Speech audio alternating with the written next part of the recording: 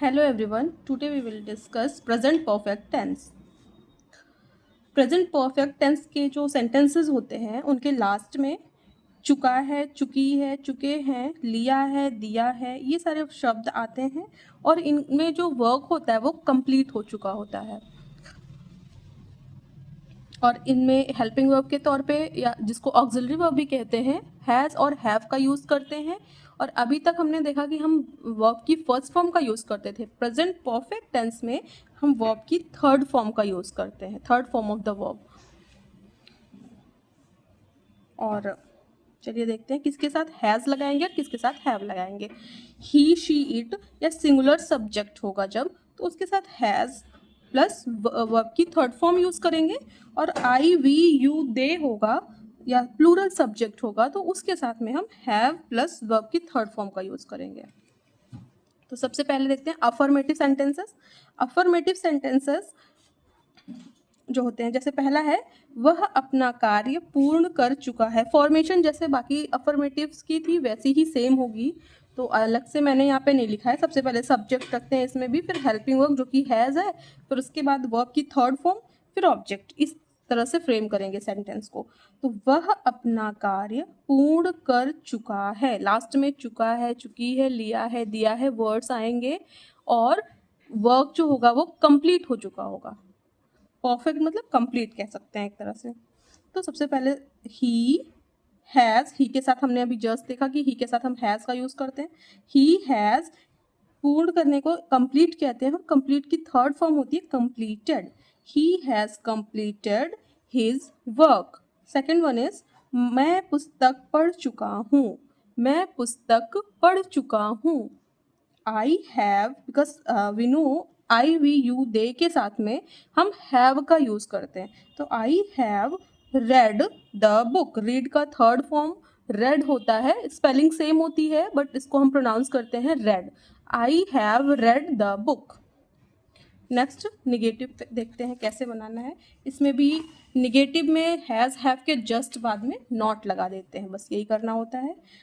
इसी का निगेटिव बनाएंगे, उसने अपना कार्य पूर्ण नहीं किया है।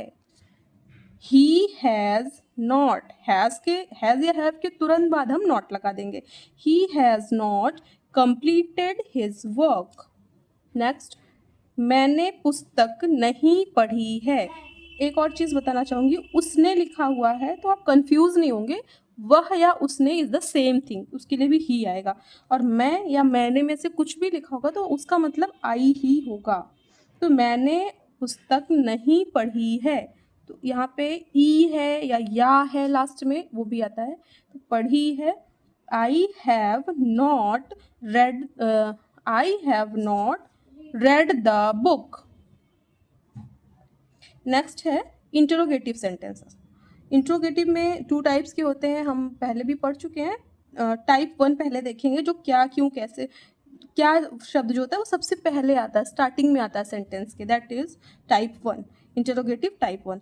क्या वह अपना कार्य पूर्ण कर चुका है। हैज़, ही, अब इसमें जो हेल्पिंग वर्ब हमारा होगा, जो ऑक्सिलरी वर्ब है हमारी हैज़ और हैव, उसी को सबसे पहले रखेंगे, उसके बाद सब्जेक्ट रखेंगे। अभी तक हम पहले सब्जेक्ट फिर हम हेल्पिंग वर्ब रखते थे, इसमें हेल्पिंग वर्ब को आगे कर देंगे, उसके बाद सब्जेक्ट, फिर वर्ब की थर्ड फॉर्म, फिर ऑब्जेक्ट, इस तरह से फ्रेम करेंगे। तो हो जाएगा has he completed his work, has he completed his work. Last में क्वेश्चन मार्क जरूर लगाएंगे। नेक्स्ट वन इज क्या मैं पुस्तक पढ़ चुका हूँ। Have I read the book, have I read the book, question mark. फिर हम सेकेंड टाइप का इंटरोगेटिव देखेंगे, जिसमें क्या, क्यों, कैसे मीन्स क्वेश्चन वर्ड्स जो होते हैं वो सेंटेंस के बीच में आते हैं। तुम क्या लिख चुके हो, क्या शब्द बीच में आया है, तो इसकी अंग्रेजी सबसे पहले लिखते हैं, फिर हेल्पिंग वर्ब लिखते हैं, फिर सब्जेक्ट लिखते हैं। वॉट, क्या को वॉट कहते हैं, वॉट हैव यू रिटन, फिर question mark. Next one is वह लखनऊ क्यों गया है, तो क्यों शब्द बीच में आया है, इसकी अंग्रेजी होती है वाई, और सबसे पहले वाई लिखेंगे। Why has he gone to Lucknow, why has he gone to Lucknow, then question mark. Okay, thanks for watching.